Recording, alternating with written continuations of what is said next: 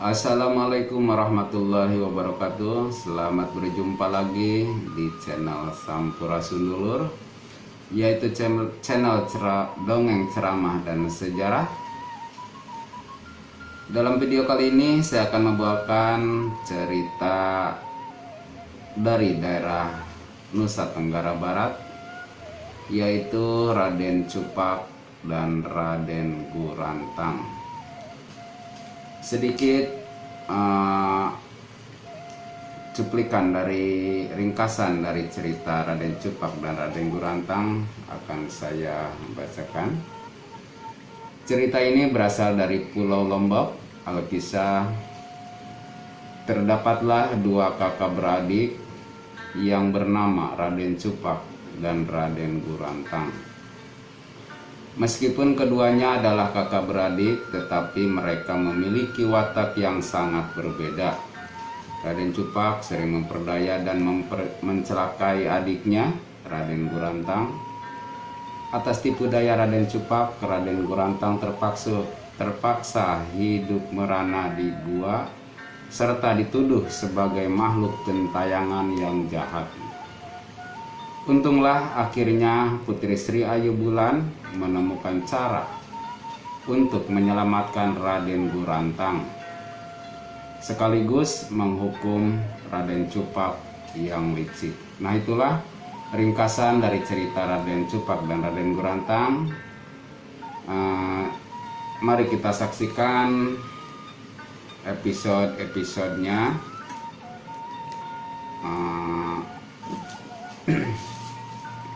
Dan untuk saudara-saudaraku yang baru gabung di channel ini, jangan lupa like, komen, subscribe, dan nyalakan tombol loncengnya agar tidak ketinggalan cerita-cerita berikutnya.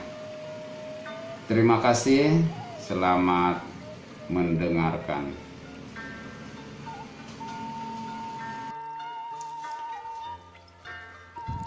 Bismillahirrahmanirrahim. Saudara-saudaraku, para pendengar di mana saja berada, mari kita lanjutkan cerita yang baru ini, yaitu Raden Cupak dan Raden Gurantang.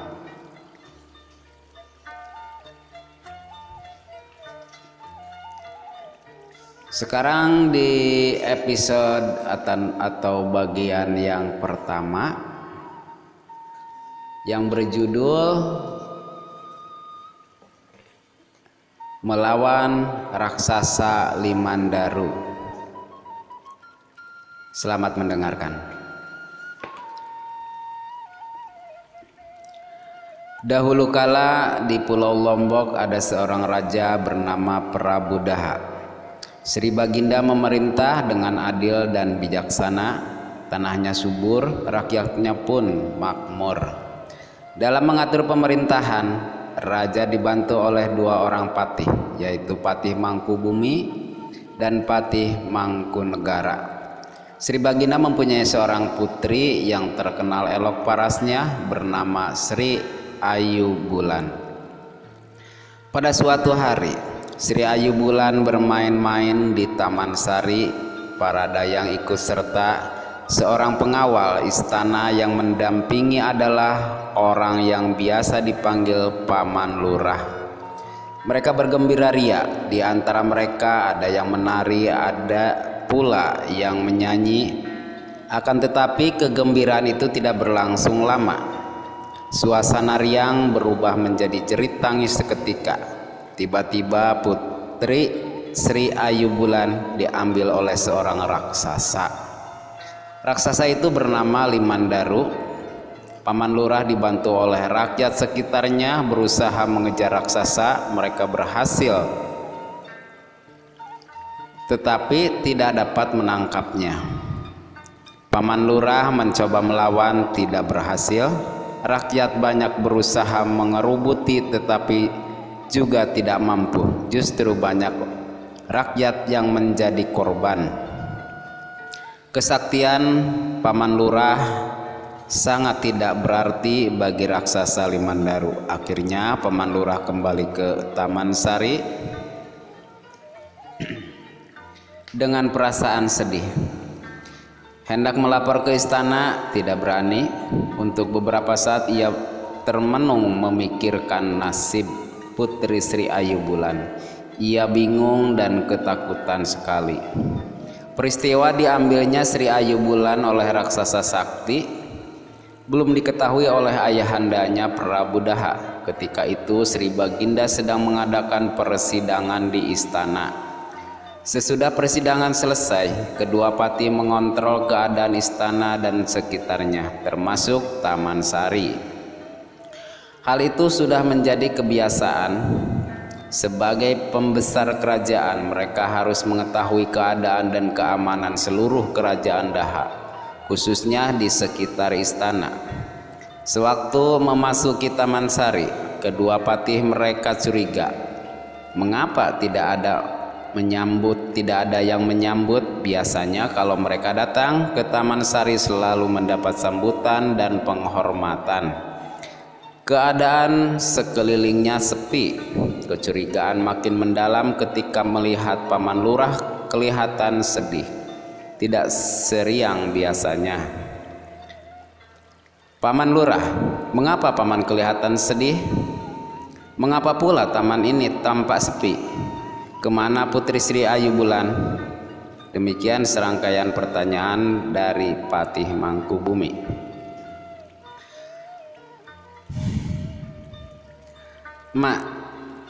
Maaf Paman Patih, putri kita Sri Ayu Bulan diambil raksasa Limandaru. Hah? Kaget sekali Paman Mangkubumi mendengar jawaban Paman Lurah. Seakan-akan tidak percaya apa yang dituturkan Paman Lurah.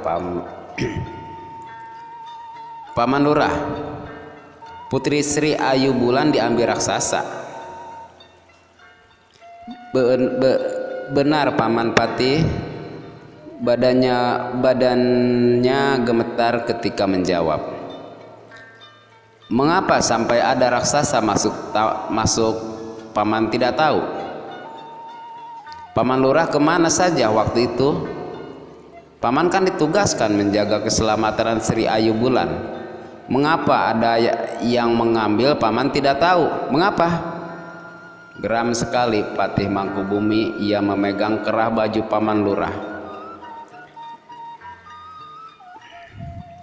Paman, tadi kemana saja? Kemana? Bentak Paman Mangkubumi. Saya selalu di sampingnya Paman Patih. Waktu putri dicuri pun saya tahu karena saya ada di dekatnya. Saya sudah mengejar tetapi kalah, bahkan rakyat yang maju banyak yang menjadi korban, kata Paman Lurah ketakutan. Bodoh, percuma kau dipercaya menjadi pengawal. Bersamaan ia berbicara, tangannya melayang ke pipi Paman Lurah. Sekali tempeleng Paman Lurah terjerembab ke lantai. Kemudian diangkat lagi dan perutnya dipukul sekeras-kerasnya. Karena kesakitan ia membongkok. Kemudian tinju patih yang gagah perkasa itu mengirimkan Paman Lurah jatuh mencium tanah. Bluk. Lama ia baru bangun. Ia mengusap darah yang mengalir di dagunya. Patih Mangkubumi melangkah akan mengayunkan tendangan gajul. Kalau kena dapat dibayangkan betapa sakitnya. Untung Paman Patih Mangkunegara cepat menahan.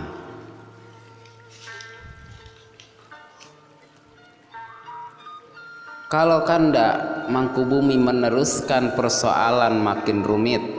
Persoalannya masih panjang.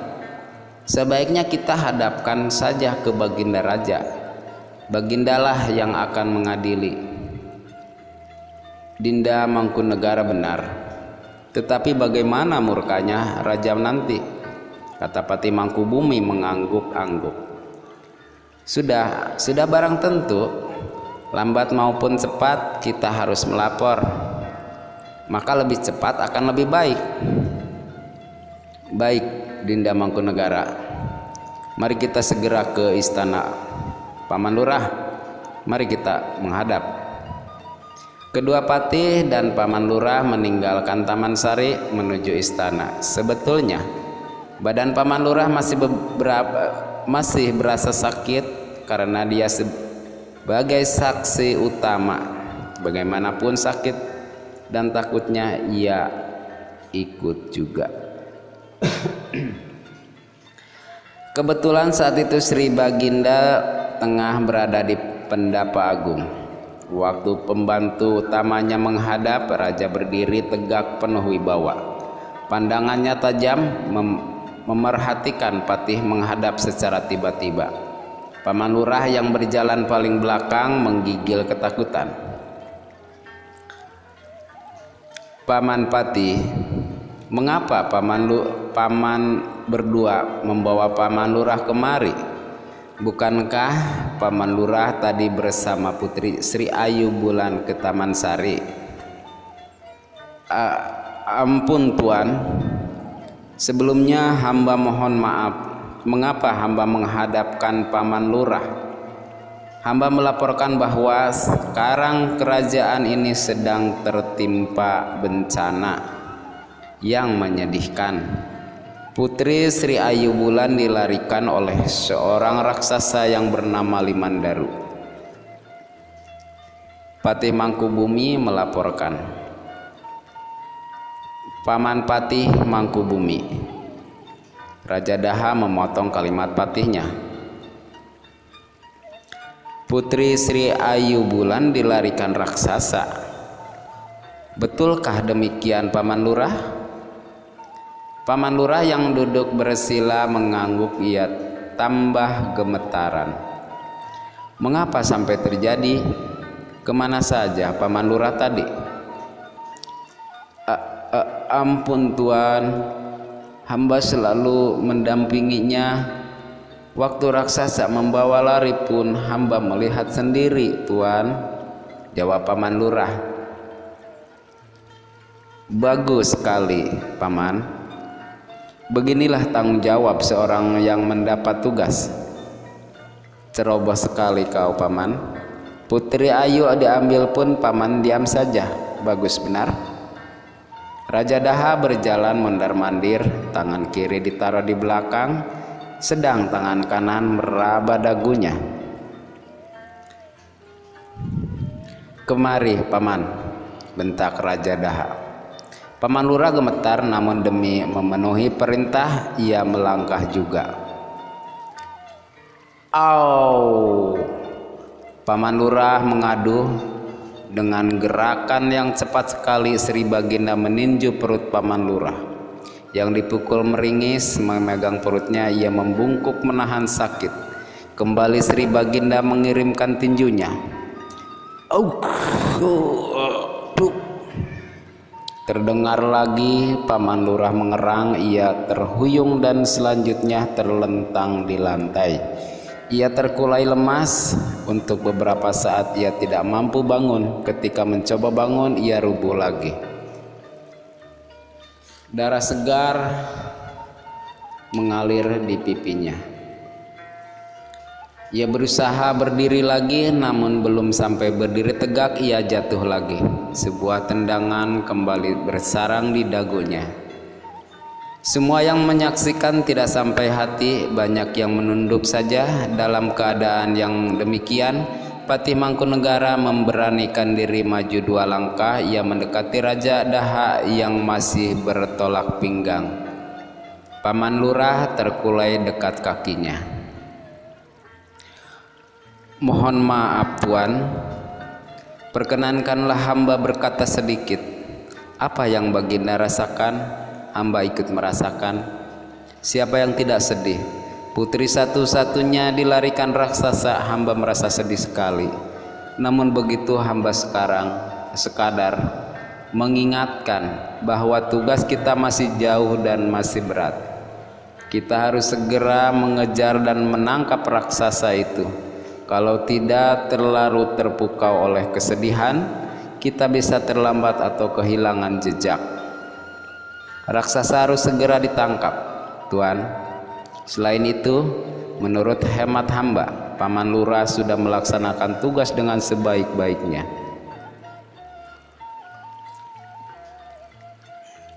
Paman Lurah telah berusaha menangkap karena raksasa Limandaru sakti dan Paman Lurah tidak dapat menandinginya. Paman Lurah tidak berhasil, hanya saran hamba, raksasa Limandaru harus segera ditangkap. Tepat apa yang dikatakan Dinda Mangkunegara, tugas kita mengejar raksasa, untuk ini serahkan kepada hamba berdua, Tuan. Pati Mangkubumi menambahkan keterangan. Benar, Paman. Sebaiknya saya saja yang memimpin langsung. Saya ingin tahu bagaimana rupa raksasa Limandaru yang mencuri putri saya, Paman.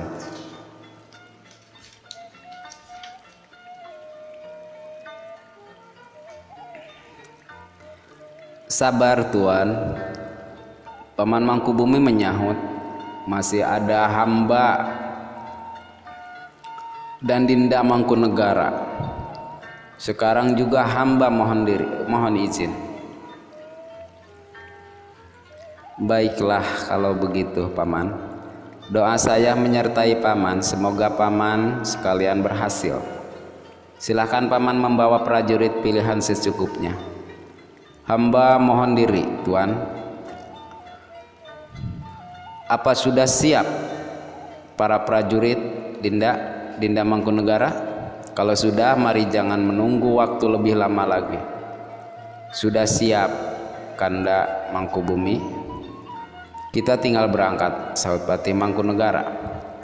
Dua orang pati kerajaan Daha beserta para penggawa berangkat mencari raksasa. Dalam waktu singkat mereka menemukan raksasa Limandaru. Kedua pati sedikit lega melihat Putri Sri Ayu Bulan masih dalam keadaan sehat, meskipun dalam cengkeraman raksasa yang menakutkan. Putri Sri Ayu Bulan meronta-ronta ketika melihat kedua pati dan prajurit kerajaan Daha.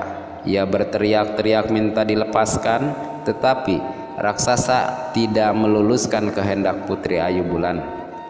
Pelan-pelan para prajurit bergerak maju. Mereka mengepung membentuk pagar betis. Sebaliknya, melihat dirinya dikepung, raksasa meletakkan Sri Ayu Bulan di dekat kakinya. Putri mencoba lari, Limandaru cepat menangkapnya. Ia berdiri siap siaga, matanya yang besar dan merah menyorot tajam, hidungnya yang lebar bergerak-gerak menambah seram. Pelan-pelan bala tentara melangkah maju. Mereka membawa bermacam senjata seperti pedang, keris, dan tombak. Serangan pertama, seorang prajurit menendang dari belakang. Raksasa tidak bergerak, hanya menoleh. Ketika ia menoleh ke belakang, sebuah pedang membabat perutnya. Raksasa terkejut tetapi tidak terluka. Kemudian sebuah tombak persis mengenai dadanya, juga tidak dapat melukainya. Pedang dan tombak bergantian menghujani tubuh raksasa Limandaru. Raksasa Limandaru sibuk dibuatnya. Untuk beberapa waktu secara tidak disengaja serangan berhenti. Semua prajurit mengatur langkah, siap dengan senjata masing-masing.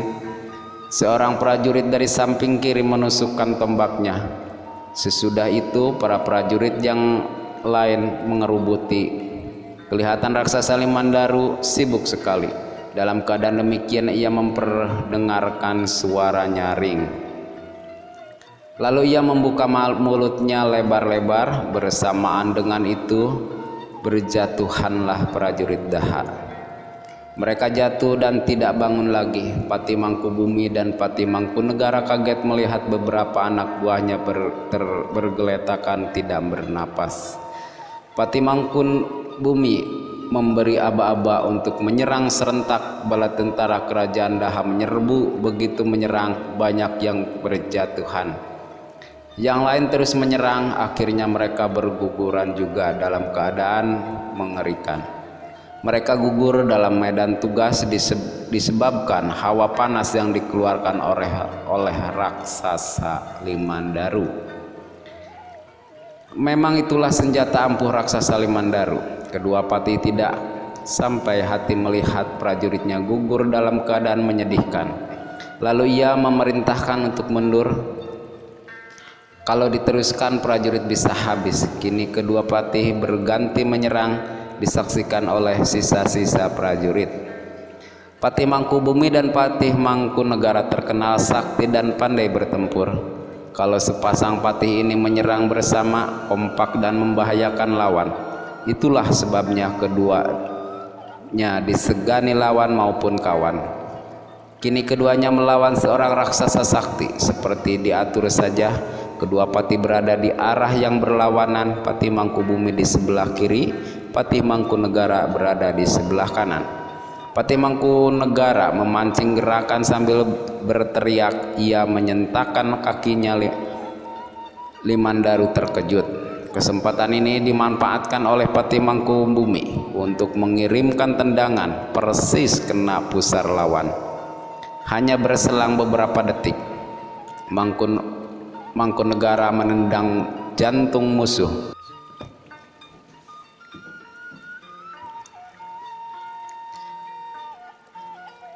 Lawannya hanya tergeser sedikit. Repot juga raksasa Limandaru melayani dua orang lawannya. Justru dua orang ini dianggap lebih berbahaya daripada yang banyak seperti sebelumnya. Pada waktu yang bersamaan, kedua jago kerajaan Daha ini menyerang lawan. Kalau saja yang diserang manusia biasa, dapat diperkirakan apa yang akan terjadi. Tetapi lawan kali ini bukan sembarangan. Sakti dan kuat. Mendapat serangan yang berbahaya ini, raksasa Limandaru mengeluarkan senjata pamungkasnya berupa hawa panas. Kedua patih mundur bersamaan.